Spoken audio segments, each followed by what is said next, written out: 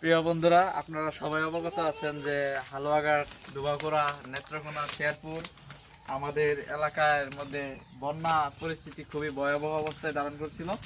তো সবারই পুকুর ভেসে গেছে। তো ভেসে গেলে পুকুরের মধ্যে একজনের মাছ আরেকজনে ধরছে। কের পুকুরে বেশি মাছ ছিল, কের পুকুরে কম মাছ ছিল। তো যার কম ছিল সে যদি বেশি মারতেছে তাহলে তার খুশি সীমা নাই। একজনের এত বড় মাছ আরেকজনের ধরে নিতেছে সামনেতে, কিছু করার নাই। তো আমি কিছু ধরছি মাছ। তো আমার পুকুরে পরে পানি কমার পরে আবার এগুলো কিছু ছাড়ছি। তো এখানে কিছু আছে, আর কি পরিমাণ গেছে এটা তো করা নাই। আমাদের পুকুর পুরান পুকুর, তো এরকম সবারই বড় পুকুর, পুরান পুরান অনেক বড় বড় মাছ, 7 কেজি 8 কেজি মাছ মারছে। তো আমরাও দেখছি কিছু মারছি।